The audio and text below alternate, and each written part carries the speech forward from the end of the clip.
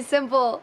The theme is yes, which is one of the most simple affirmations and one of the most powerful mantras in the English language.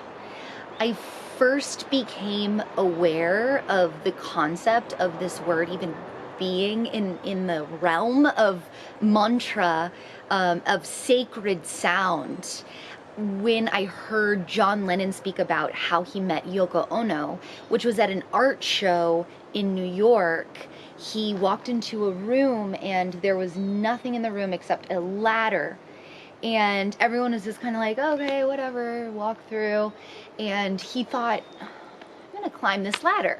So he climbs the ladder, and up at the top, super tall room, there's a magnifying glass. And he picks up the magnifying glass, he's like, what? And he looks up at the ceiling, and he looks all over. And he finds, written really small, just right above the ladder, YES, period. And that moment, like, really shifted for him. Like, yes, it's so foundational. It's literally the epitome of positivity. It's the epitome of affirmation. And that moment before he even met her was the moment that he began to fall in love with her.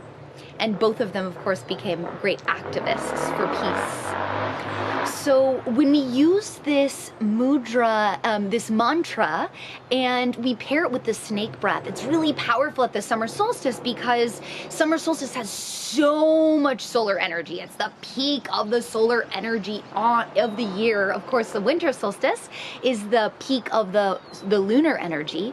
So when we have all of this sun energy, we have all of this doing energy, we have all of this, what we often think of as like masculine energy, that's really that part of ourself that is the vira, that part of ourself that is often translated in our yoga practice as warrior, but the translation I love the most is actually guardian.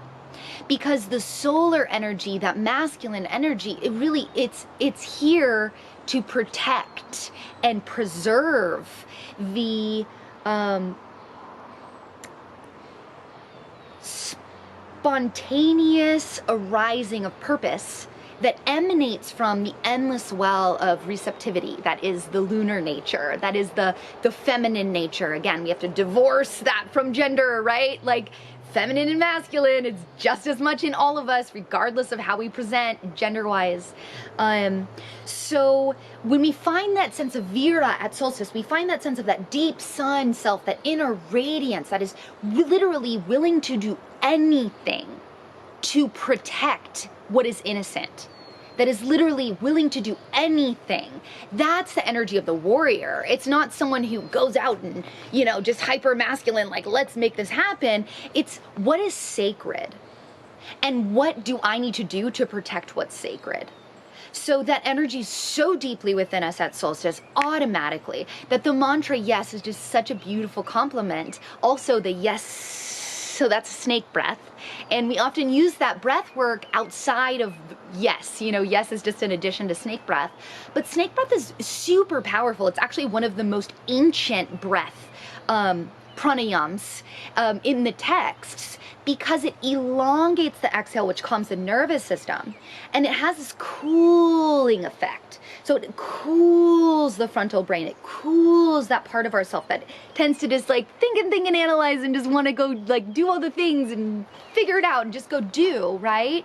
When the masculine energy, when the solar energy gets divorced from the purpose, what it's protecting, things get weird, right? It's like we're just doing for the sake of doing. We're consuming for the sake of consuming. We're generating funds just to generate funds. What's the deeper purpose? That's always the invitation at these sacred junctures, these sacred meeting points. That solstice is where we really shift now from the building energy to its peak, which is where we are, and now every single day is just gonna get shorter and shorter and shorter and shorter. We're moving slowly to the death. So that's it. I'm so excited to explore this theme with you through yoga and through strength work. Thank you for coming to this membership again. I look forward to connecting with you in the community portal.